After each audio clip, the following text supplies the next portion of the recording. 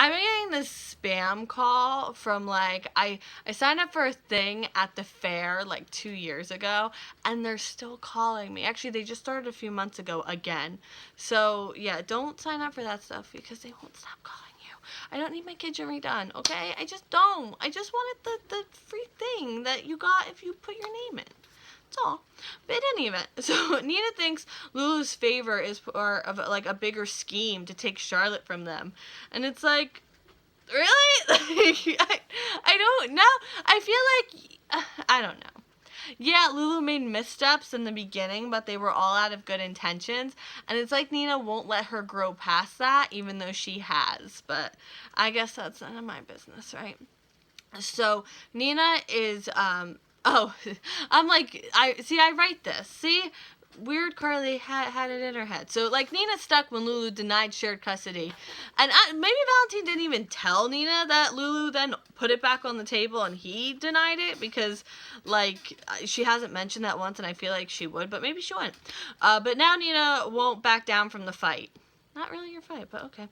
And she won't let Lulu break up their family. Yeah, that you've had for like since the beginning of the year, and even before that, you knew the guy 5 minutes. Like, I shouldn't surprise me, but like I just felt like Nina grew past this, and then she came back to it. That's all.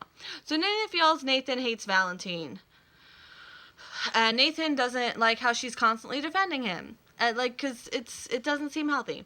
So back to Maxie. She's forever grateful that Maxie helped her in the beginning. Really? You are? It doesn't seem like it. And it doesn't help Nathan's marriage for her to be across the country. And she's decided to give her job back. How altruistic. So she emailed her this morning, and she wants them, Nina wants them to be as happy as her and Valentine. Ha ha ha. They're happier, and they're across the country from each other. I guarantee it. I'm like Men's Warehouse. So also at the Metro Court, Laura, Lulu, and Kevin sit down to eat, and they check to make sure that Lulu's okay. And she knows she shouldn't have lost her temper, but at the same time, like...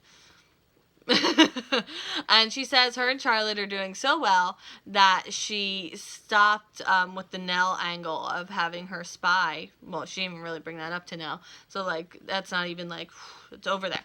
So Laura still wants a backup plan, though. Lulu is gunning... Oh, but so Lulu's like, look, I am gunning for them, but Charlotte comes first, and she's ready for the long game. She's matured, and I'm very proud of her. So Laura reminds her that Charlotte does love Valentine and love Nina, and Lulu says that that's because she didn't know her, and, she'll trust and rely on her and won't need him so much, like, once they really start building a relationship. Also at the Metro Court, Bobby and Carly talk. Carly's working on the diary. It's hard for her, and she clues Bobby in on her plan, and Bobby tells her to reconsider. Carly won't have it, though. She wants it to get ugly, and she brought someone in that Sonny couldn't intimidate. So Bobby says Jax will be fine, but Carly's not letting up. Sonny will pay dearly, according to her. Carly's really angry, furious even, and when she was making the journal, she was remembering what it was like to be in love, and it wasn't exactly the easiest thing for her.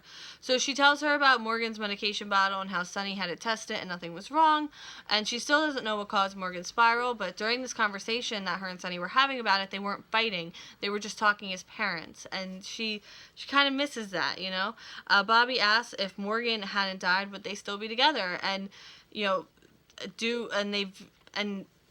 would they be doing what they're doing now? And Carly says, like, Sonny said their marriage was over. And then he freaks out about Jax. And, she can't be in love with who she wants Sonny to be. At the park, outside, like the real outside, Anna finds Valentine. Her necklace is prominent, and she wants to talk to him. The Chimera Project. She's sorry she used him, and she didn't forget him on purpose. And now that she remembers, it's a lot harder. She wants to live their separate... He wants to live their separate lives. And she wants to sort this out. Who did he turn the Chimera Project over to? He doesn't want to discuss it. So he doesn't care. He doesn't want to think about it.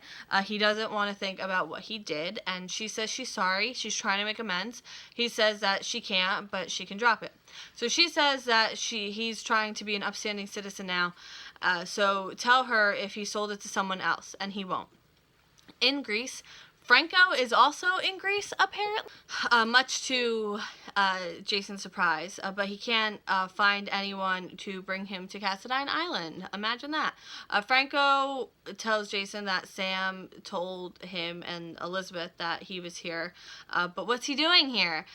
He says that he just wants to help Jake, and he says, he has a boat that will take them to Cassadine Island, and he said Jason doesn't want to travel with him, but Franco isn't letting that happen. So I can't with the ponytail. Also, I'm kind of over it. I just want to put that out there. So Franco says that he cares about the whole family. Jason still doesn't want him here, but he's like, look, you really have a boat with a crew? Fine, let's go. So at Cassadine Island, all the fun happens. They get to the place with the scarecrow, and Jason asks Franco to hold a bag, and he drops it. And then Franco calls him over to a tree to look at something. And there's a tree with the chimera etched into it. But the tree doesn't line up with the scarecrow right. He would only be able to see this creepy wall. So then Jason sees something. Chains and handcuffs on the wall, hidden under dead vines. That's not ominous at all. At Pizzulo's. So Sunny and Martina are having a meeting, and they have a problem. She has a solution. She says blackmail would not go in his favor. He says he has a solution. So she says blackmail would not go in his favor, and he's like, I'm not doing that. He says that someone saw them, Ava Jerome, and if Ava thinks that she can hurt them or use the information to get Avery, she will. Then they both lose, and he needs her help. So Carly might not believe Ava, but she will be suspicious. She has an inn at the Haunted Star, and even if her suspicions were confirmed, she would just fire Martina. But if they can move this divorce through quickly, then Ava won't have time to blow the whole thing up. So Martina figures she could still file a complaint with the bar if she finds out months later, but if she's happily divorced, she might not care. Martina thinks there's a catch coming, though. So he wants them to split what they brought into the marriage. He wants her to talk Carly into out of taking all of his things, and she's like, yeah, start this work now, right? So then Christina comes over. She's involved in the nurses' ball because of Amy. She lives with her. OMG. Like, is that who she's been calling? Is that the person she's been calling to dish about all? And apparently Amy's amazing. She's so talented and has great ideas. But Christina's here to see how Sonny's doing. And he says he's fine. Michael told Christina Carly's plan. So Sunny doesn't want her to worry about it. She's been taking her courses at school. She's going to work at Perks in the summer until she can afford to go back to school, and she can access her trust fund next year. She doesn't want him to pay for school or anything, and maybe she'll ask Michael, but in this... and Sunny's like, no, like, I'd help you out, but she doesn't want that, especially if this divorce goes the way Carly wants it to, and he's like, look, nothing's going to change. Back at the Metro Court, Martina comes over, Carly introduces Bobby to her, and Bobby leaves. So Martina asks how the family has been reacting. She says they mostly want her to compromise, and Martina tells her to look at Diane's proposal, and Carly's like, why? Why do you want to settle all of a sudden? When I hired you, you said you get everything. What happened? So she says nothing happened. She was just looking out for Carly's pay to her. Like, she'll make a killing if this whole thing, like, goes to trial and everything, and she was just trying to, she didn't want to feel like she was gouging Carly, good lady Martina. So then Martina brings up the kids. They're close to compromise anyway. There's a chance here for compromise, and her best advice is for her to take it. Also at the Metro Court, Nathan asks about Nina's sudden change about Valentine. She got advice and realized that she was overreacting about all this. So then Nina gets an email from Maxie. She's turning down the job offer from Nina, and not sure if she's ever coming back to Port Charles, apparently. And, I feel bad for Nathan, because he got dragged in the middle of this, but good for Maxie, because she shouldn't have to take a pity job. Also at the Metro Court, Lulu feels Charlotte will see Valentine for who he is one day, and it's true. And Kevin agrees. Focus on her own relationship and don't manipulate away from Valentine. Lulu agrees. Real love always beats manipulation. Lulu gets a text. There's a crisis at the hotel, so she needs to get Rocco and Leo from Olivia. Laura is worried that Lulu doesn't have a grasp on the situation, and she doesn't trust Valentine as far as she can throw him. And now end scene. Christina asks Sunny why he's so sure Carly will settle, and he says he just has a feeling. Carly says no compromise. The kids won't be involved, but she keeps everything. Nathan is sad because Maxie's not coming back. Laura thinks Valentine will sabotage Lulu if he feels she's forging a relationship with Lulu. and he killed Nicholas, and she's afraid that he'll kill Lulu too. Like, that's the underlying thought that Laura's had, and honestly, I feel horrible for her because that hadn't really crossed my mind in a really long time. Valentine says he sold the Chimera project to a higher bidder. He needed the money for surgeries so he could skate the kill order.